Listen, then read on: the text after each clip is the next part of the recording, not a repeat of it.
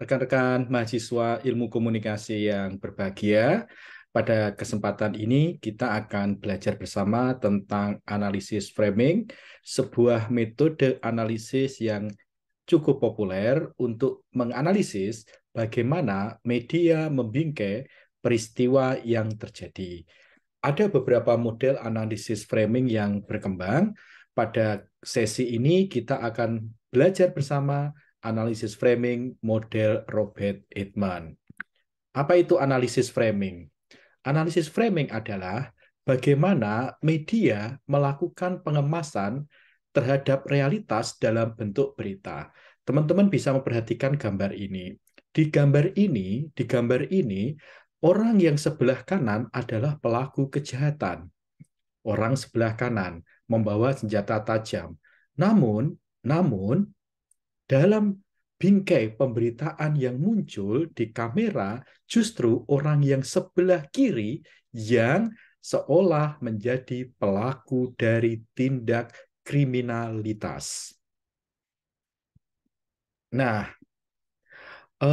framing itu terbentuk dari berbagai hal, misalnya dari tekanan organisasi, kemudian dari ideologi, sikap, dan elit-elit yang lain, juga berkaitan dengan framing yang berkembang di audiens. Artinya, media akan cenderung untuk menyesuaikan dengan selera audiens. Maka dari input ini terjadilah proses framing, di mana terjadi setting framing, kemudian jurnalis sebagai audiens, dan ada individual level efek dari framing. Outcome-nya adalah di level media, ada media framing, sedangkan di level audiens terjadi atribusi terhadap tanggung jawab, sikap, dan perilaku. Yang kita kaji hari ini adalah tentang media framing, yaitu bagaimana konstruksi atau definisi media tentang realitas yang berkembang di masyarakat. Media framing akan mempengaruhi bagaimana khalayak atau audiens itu memahami realitas yang berkembang. Sedangkan individual framing adalah gagasan yang tersimpan dalam pemikiran yang dapat membimbing seseorang dalam melakukan proses informasi.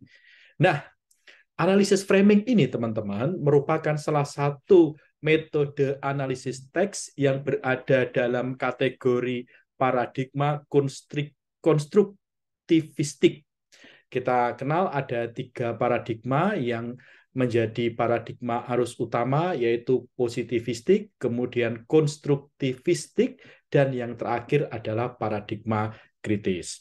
Paradigma konstruktivistik memandang realitas sosial bukanlah sesuatu yang natural, bukanlah sesuatu yang taken for granted, tetapi merupakan hasil konstruksi.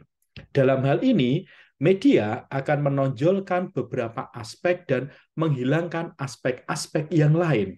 Sekali lagi, dalam pemberitaan media, media akan menonjolkan hal tertentu dan cenderung untuk menghilangkan atau menutupi hal-hal sebagian yang lain.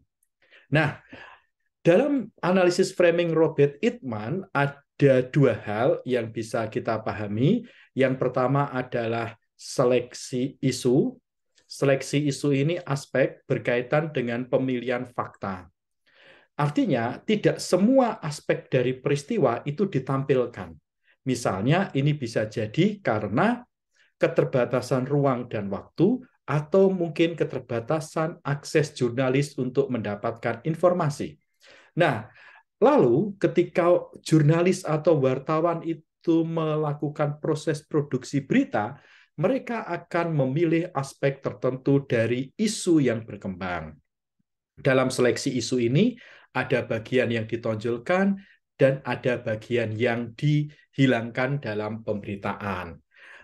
Penonjolan isu, aspek yang berkaitan dengan peristiwa penulisan fakta, artinya setelah peristiwa dipilih, peristiwa itu dilihat bagaimana ditampilkan, ditulis dengan kata-kata, kemudian gambar apa yang disajikan, atau bagaimana fakta disajikan. Saya akan memberikan contoh demikian, teman-teman. Ada berita tentang penggerebekan tempat hiburan malam oleh stasiun TV atau oleh yang diliput oleh stasiun TV maupun media-media cetak dan media-media online. Kita perhatikan misalnya pemilihan gambar.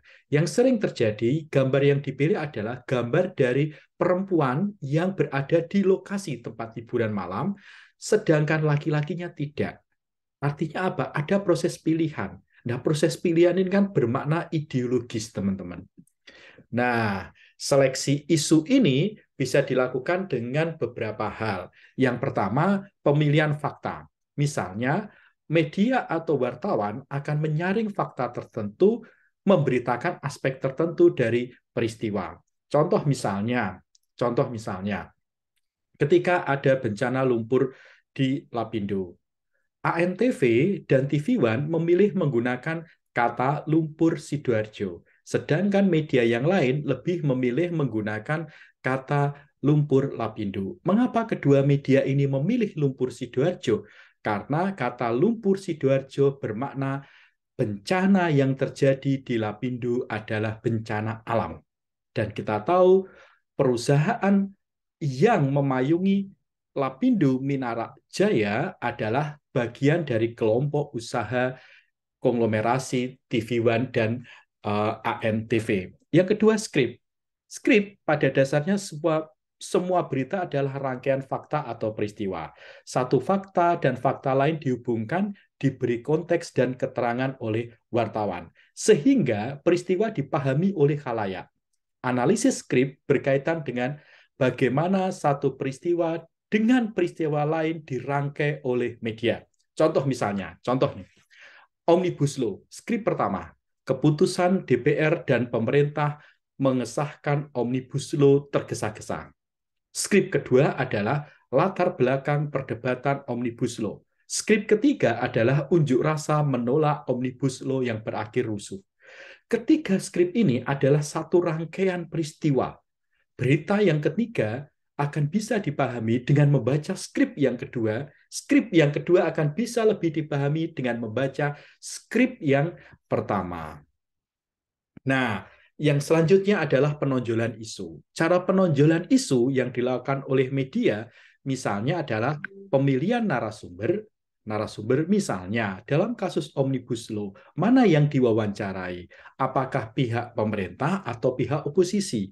Kemudian pemilihan kosakata dan penggunaan gambar atau grafis yang memperkuat kesan atau pemahaman audiens. Contoh, ini pemberitaan tentang penundaan pengesahan Omnibus Law. Kita lihat misalnya foto pertama adalah mahasiswa dan aktivis yang berdemo, kemudian yang kedua adalah pengesahan di DPR bersama pemerintah, dan yang ketiga adalah infografis dari kalangan politisi dan bisnis yang terlibat dalam pengesahan Omnibus Law. Nah, perangkat framing itu bisa dianalisis sebagai berikut. Yang pertama adalah mendefinisikan masalah. Bagaimana peristiwa dilihat? Peristiwa itu dilihat sebagai apa? Sebagai masalah apa? Misalnya Omnibus Law, itu dilihat sebagai peristiwa apa?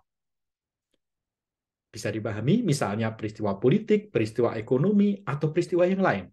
Yang kedua, penyebab masalah atau memperkirakan masalah atau sumber masalah. Peristiwa yang terjadi, yang diberitakan, itu disebabkan oleh apa? Siapa aktor yang menyebabkan masalah? Misalnya Omnibus Law. Siapa yang menyebabkan pemberitaan Omnibus Law maksud saya? Siapa yang menyebabkan masalah dan muncul dari kasus Omnibus Law yang kemudian diprotes oleh mahasiswa dengan berunjuk rasa. Yang ketiga, membuat keputusan moral. Nilai apa yang disajikan untuk menjelaskan masalah? untuk melegitimasi tindakan. Misalnya, media menulis demonstrasi mahasiswa ini sebagai bentuk tanggung jawab mahasiswa kepada masyarakat sebagai agen of social change. Maka nilai moralnya adalah tanggung jawab mahasiswa sebagai agen perubahan sosial. Yang terakhir, rekomendasi penyelesaian masalah. Apakah media menawarkan solusi itu? Misalnya, media menulisnya seperti ini. Pemerintah dan DPR seharusnya mengajak mahasiswa berdialog untuk menyelesaikan perselisihan tentang pengesahan Omnibus Law. Maka jelaslah bahwa media yang menulis demikian menawarkan solusi pemecahan dialog antara pihak-pihak yang berseberangan dalam kasus Omnibus Law yang saya sampaikan sebagai sebuah contoh pemberitaan media. Semoga apa yang kita pelajari hari ini bermanfaat kepada rekan-rekan semua untuk memahami tentang analisis framing model Robert Eijkman. Terima kasih.